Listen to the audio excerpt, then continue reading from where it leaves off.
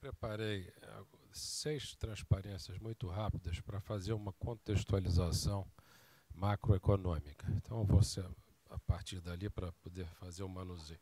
Quem conhece o FRJ e já estudou lá na Ilha do Fundão, sabe que para passar do bloco A, onde se situa o estudo de química, para o bloco E, onde se formam os engenheiros químicos, após passar um bom tempo no bloco A, eles caminham do bloco A para o bloco E e, não hoje em dia, mas na década de 70, eles passavam pelo bloco B, onde se situava a COPEAD.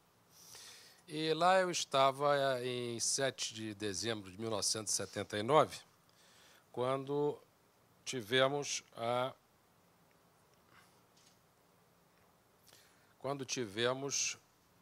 um início, ou talvez o semi-início, de uma fase que foi reportada à época como fim de um modelo de crescimento, né?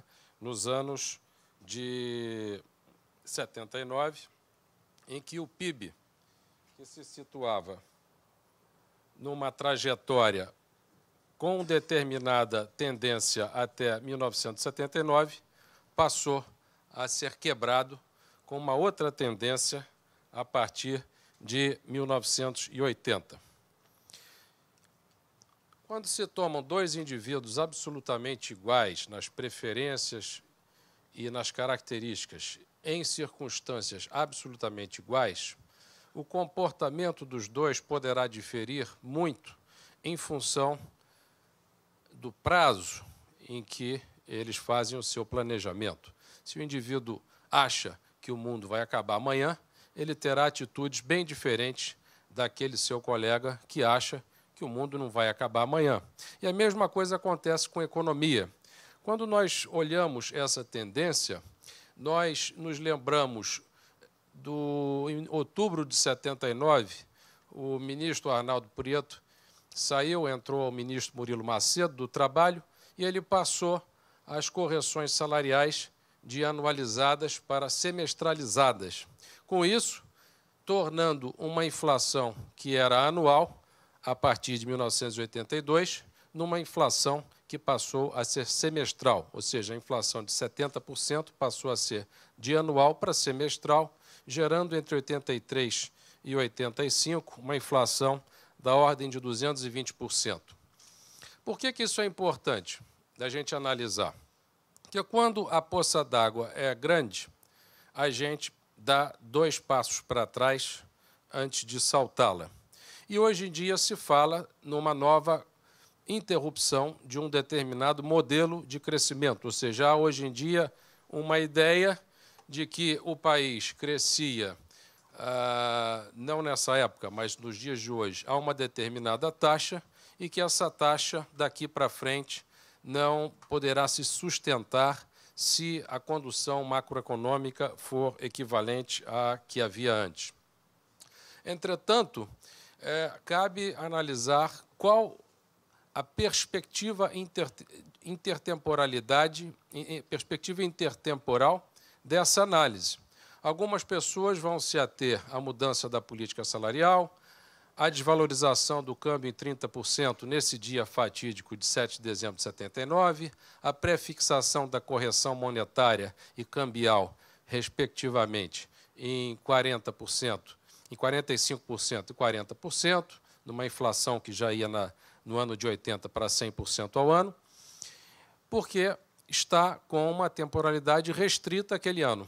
Outros irão além e falam, não, o problema não é daí, o problema é que esse modelo se iniciou em 73, houve o Anwar Sadat e o rei Faisal resolveram fazer um cartel para quadruplicar os preços do petróleo, depois houve, novamente, em 79, a junção do Reza Pahlavi, que estava saindo do Irã, e do Khomeini, que estava entrando, apoiado por uma elevação do juro americano, e tudo isso, e não essas medidas de política econômica, é que geraram esta descontinuidade. Então, o que eu quero dizer com isso é o seguinte, dependendo do grau de contextualidade histórica e do horizonte temporal, a análise do mesmo fator econômico poderá diferir no que se coloca como mais e menos importante. O que nós temos hoje em dia, se nós fizermos agora de 80 até 2015? Nós temos, novamente, uma tendência e, aparentemente, nós temos ali uma quebra daquela tendência anterior, que poderia se traduzir por essa quebra de um paradigma que não mais consegue fazer a economia evoluir a partir desse ponto com o mesmo montante de crescimento que havia antes. E, novamente, a análise pode ser circunstancial, restrita àquele ano, ou pode ser mais abrangente. O que nós temos hoje, entretanto, com relação à economia na qual deverá ser feita essa mudança de paradigma? Nós temos uma inflação que está em elevação esse ano, poderá não estar no ano que vem, mas é uma inflação que nos leva, hoje em dia, se nós somarmos aquela barra vermelha com a barra verde, que pouco aparece no gráfico, nós temos um montante do que a sociedade perde com o juro real negativo pago por M1. Quero dizer o seguinte, se nós temos R$100 em moeda ou em depósitos à vista, e esses R$100, ao início do período, compram 100 laranjas, se a inflação for de 10% ao final do ano, esses mesmos R$100, peremptoriamente, não receberão juro e comprarão algo em torno de 90 laranjas, porque o preço da laranja terá sido majorado de 1 para 1,1. Portanto, comprarão 100 dividido por 1,1 laranjas. Esta perda de poder aquisitivo, curiosamente, ela se coloca em 2014 e na projeção para 2015, não dá para ver ali direito o quadradinho de cima, num valor que hoje em dia é próximo ao Bolsa Família, alguma coisa da ordem de 0,5% do PIB. Então, este ponto é importante a ser feito porque, embora o universo de pessoas que recebem o Bolsa Família seja distinto do universo de pessoas, que somos todos nós, que pagam essa transferência inflacionária, quer dizer, são todos aqueles que têm moeda em seu poder ou depósitos à vista em seu poder, que rendem juro nominal zero, portanto, nada tem o que ver com reajustes de salário. Se você pegar uma pessoa que nem trabalha e ela tem R$100 no bolso, seja em depósito à vista ou em moeda, ela estará pagando este montante. Isso somos todos nós. Mas é curioso observar o quão importante é este ajuste fiscal que nós estamos fazendo, porque, caso contrário, a inflação, ao subir, ela começa a, de certa forma, minorar e a ir em direção contrária aos programas sociais que nós temos. Porque, embora os universos sejam bastante distintos daqueles que pagam o imposto inflacionário, mais as transferências inflacionárias para os bancos comerciais, e aqueles que recebem as doações, as transferências do governo a título social, são predominantemente os mais pobres que pagam por este imposto inflacionário e pagam pelas transferências inflacionárias. Esse nome imposto, inclusive, é inadequado, porque não se trata de algo que seja votado no Congresso. Se trata de uma imposição de todos que têm recursos monetários quando existe uma taxa de inflação, já que a moeda nunca paga juro nominal sobre si mesma. Curiosamente, nós vemos que, como a história se repete de forma monótona, por exemplo, hoje em dia reclama-se muito dos subsídios que estão implícitos em créditos feitos por determinado banco de desenvolvimento. É o chamada parte não orçamentária, que o orçamento nacional não inclui esses subsídios. No entanto, lembremos que na década de 80 existia fato absolutamente congênere, exceto pelo ator. Existia o chamado orçamento monetário e, nesse orçamento monetário, se incluíam também subsídios primordialmente voltados para o capital. Então, trocou-se apenas o Banco Central que na época tinha esse orçamento monetário, que era muito criticado, porque não passava pelo Congresso, pelo orçamento de um determinado subsídio creditício, que também não é incorporado no orçamento votado no Congresso. Então, eu quero chamar a atenção com essa transparência, muito rapidamente, para a necessidade de nos preocuparmos com a questão do ajuste fiscal, já que a taxa de juro é também um elemento de ação, mas o ajuste fiscal é mais definitivo. Se formos, então, observar o que acontece nesse modelo que, aparentemente, se esgotou, observa-se claramente que a poupança interna cai muito a partir de 2011, ao passo que o investimento não aumenta e a poupança externa aumenta bastante. E aí, nessa distinção entre poupança interna e poupança externa, se estabelece claramente a diferença entre o que havia no século XX, que eram as crises cambiais decorrentes de leniência fiscal acopladas a um câmbio cujo preço era determinado pelo Banco Central, com o que passa a ocorrer com mais frequência no século XXI, onde vários países adotam um modelo de flutuação cambial. Então, começando lá atrás, 1931, com a crise da Libra, e depois também com várias outras crises, já na década de 80, 82, o México, 94, o México de novo, 97, a Rússia, 97, a Ásia, 98, a Rússia, 92, novamente, a Libra esterlina, provendo grandes ganhos ao George Soros, e assim por diante, e o Brasil em 99. Nessa época, o câmbio sendo ditado no seu preço pelo Banco Central, o que ocorria era algo equivalente, tomando a liberdade de recorrer à medicina, a um infarto, porque era uma coisa súbita, uma crise que, de repente, tomava todos de surpresa, e no Brasil isso aconteceu, por exemplo, nessa data de dezembro de 79 e também em 1983. Posteriormente, ao final da condução do Plano Real, em 1999. Mas, a partir desse século, por exemplo, o Brasil passou a adotar o câmbio flutuante. E vários países se congregaram, eliminando taxas de câmbio nominais entre eles na Europa, de forma que eles continuam tendo câmbio real, mas eles deixaram de ter um câmbio nominal. Com isso, a crise, que era um infarto, quando comparada à medicina, passou a ser mais parecida com uma cirrose hepática, no sentido de que ela mina a capacidade produtiva com um mecanismo que é bastante conhecido, e já outros países passaram por isso. O que acontece? Você precisa combater a inflação, mas há descontrole fiscal. Então, você eleva um pouquinho o juro para captar a poupança externa, dessa forma colocando aqui 4% do PIB, 85, 90 bilhões de dólares, sob a forma de bens e serviços que só serão pagos através de um título que você emite daqui a alguns anos.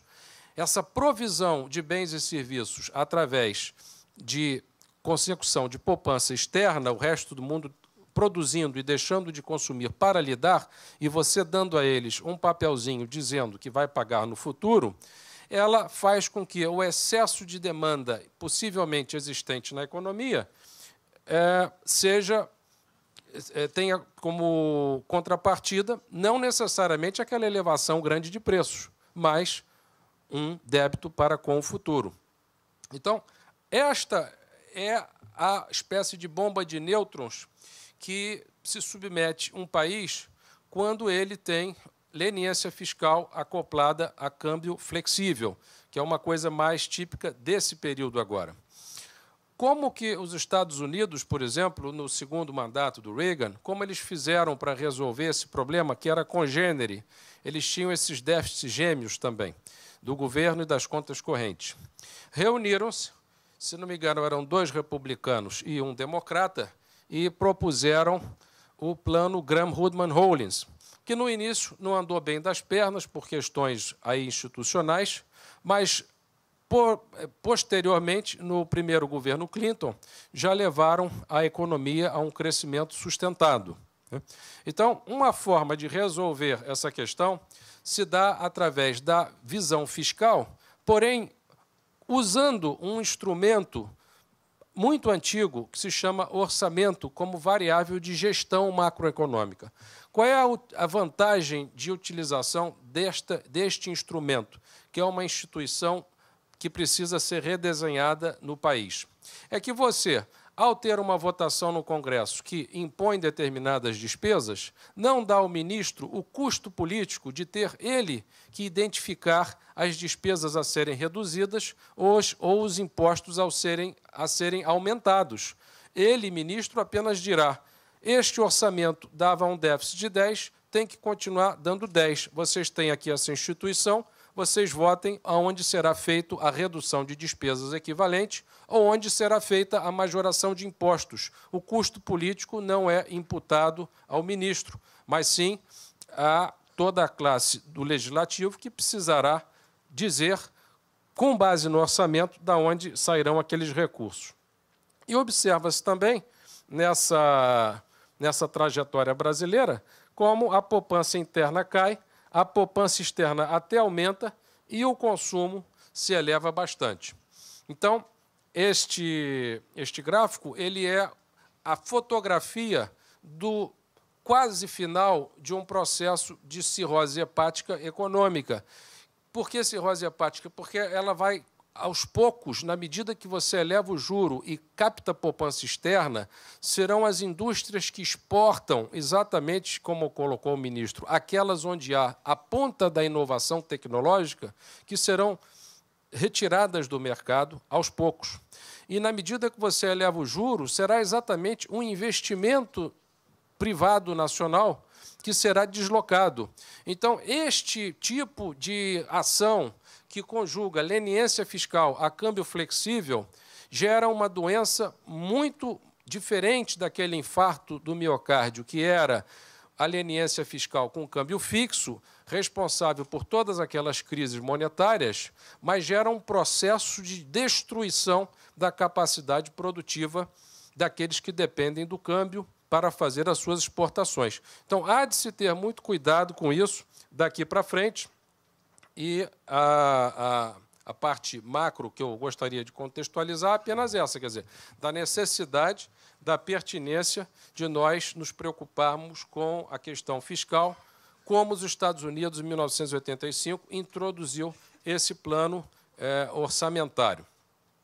Bem, feita essa colocação normativa, aí eu vou colocar para mim mesmo, mas a título apenas de provocação, a resposta à questão da processualidade.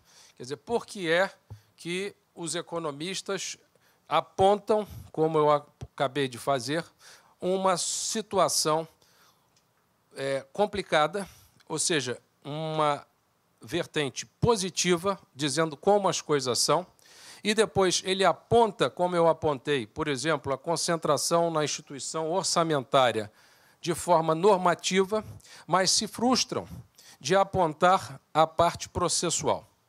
Em primeiro lugar, porque, a princípio, esta parte é muito mais complicada e tem uma interseção muito maior com outras ciências sociais, inclusive a ciência política.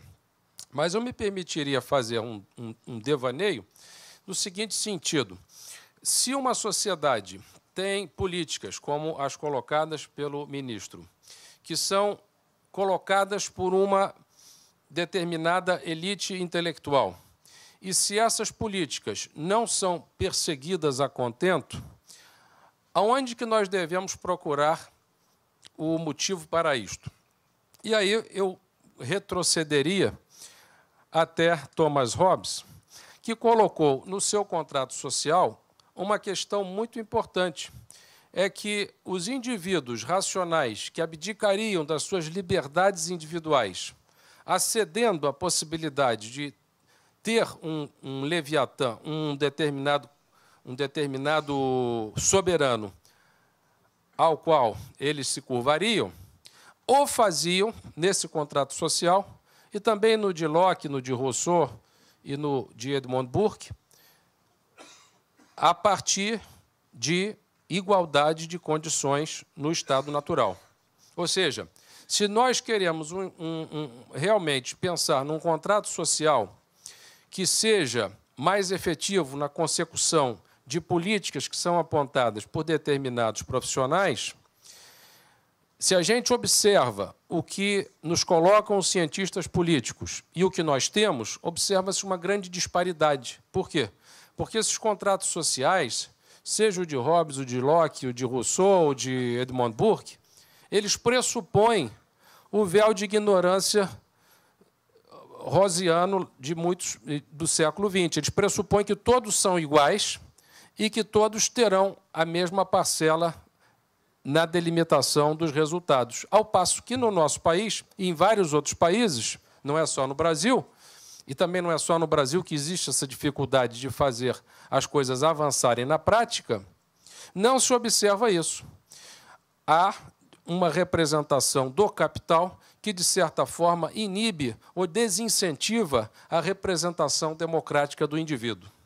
Então, a meu ver, senhor ministro, na sua pergunta hoje lá na sessão anterior e também nas suas colocações de grande profundidade aqui, a parte processual implica necessariamente que nós façamos uma revisão dos processos pelos quais se elegem os representantes que vão atuar pelas políticas públicas. É um problema de principal, que somos nós, e de agentes, que são aqueles que vão nos representar. Mas os principais precisam se fazer representar de forma mais equânime e menos concentrada nos grupos de interesse que têm todo o interesse em continuar as coisas do jeito que elas são. Portanto, falando em termos mais práticos, se nós pensarmos no debate hoje em dia, o debate político e a questão, por exemplo, de financiamento de campanhas, se nós não conseguirmos dar ao indivíduo um incentivo, a percepção de que realmente ele, enquanto indivíduo, faz diferença, e se nós continuarmos, como não é só aqui no Brasil que acontece, mas em vários países, colocando a representação democrática a serviço ou muito correlacionada com as forças de capital, nós não vamos conseguir a processualidade. Nós vamos passar muito tempo dizendo para onde gostaríamos de ir, mas não vamos conseguir perseguir o caminho. Portanto, esse é um tema que eu gostaria de deixar. Não é a minha especialidade, eu estou aqui me aventurando numa área de ciências sociais, mas eu gostaria de deixar para o debate.